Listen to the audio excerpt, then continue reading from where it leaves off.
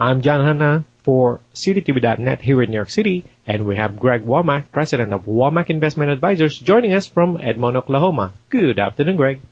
Well, good afternoon, John. How are you doing today, sir? We're doing great. That's Great awesome. spring weather and loving it. Yeah, there you go. What do you have for us today, sir? Well, last week the Dow managed to top 13,000 once again, and the Nasdaq suffered a bit of a hit from Apple's stock price. So then we also had less than a disastrous Spanish debt auction kind of helped the global Dow gain a bit. But year to date, through last week, John, we're up about 6.6% on the Dow, 15% on the Nasdaq, and about 9.6% on the S&P. The 10-year Treasury lost about 3 basis points on the yield. It's now below 2% at 1.99.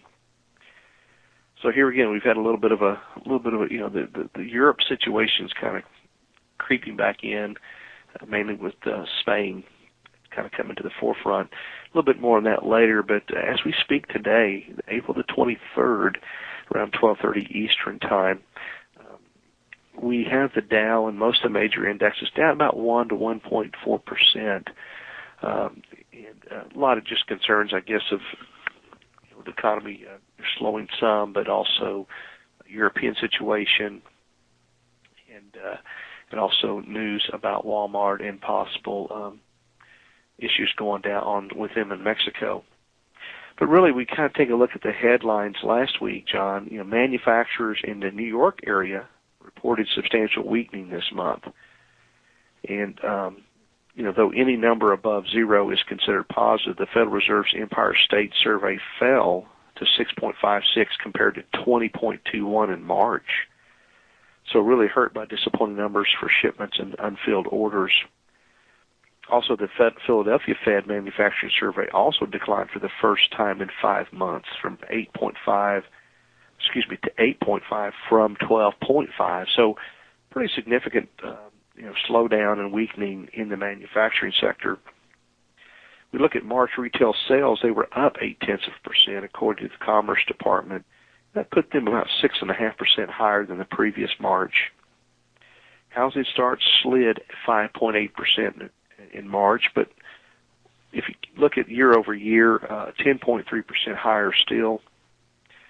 Building permits, an indicator of future activity, rose 4.5% during the month and 30% higher than last year. Though we are seeing the March single-family permits were down 3.5%. Now, we look at the Federal Reserve said that, industrial production remained flat for a second month in March, but was up 5.4% during the first quarter. We also had, talking about Spain, demands at its auctions on its short-term and 10-year Spanish debt could have been worse. The 10-year yield fell slightly to 5.74%. Meanwhile, we have the International Monetary Fund said it received pledges of $430 billion in additional financial support for its loan fund to combat this European debt crisis. Then we have in the first round of French elections, President Nicolas Sarkozy, a key player in the Eurozone's debt crisis battle plan, came in a close second to the Socialist Party candidate Francois Hollande, and whose support for the strategy is less certain. And the two men will face a runoff May 6th. And a lot of the big news last week, which yours truly was on CNBC talking about Mr. Buffett, and the legendary Berkshire Hathaway CEO Warren Buffett was not only diagnosed with prostate cancer last week, the news came out, but legislation based on the so-called Buffett rule failed to receive the necessary 60 votes for further consideration in the U.S. Senate. The legislation, as you probably know, would have established a minimum 30% federal income tax rate for individuals earning at least $1 million annually.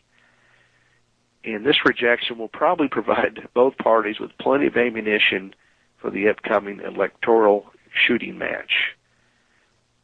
As we look ahead of this week, John, global investors will assess the French election's potential implications for the markets.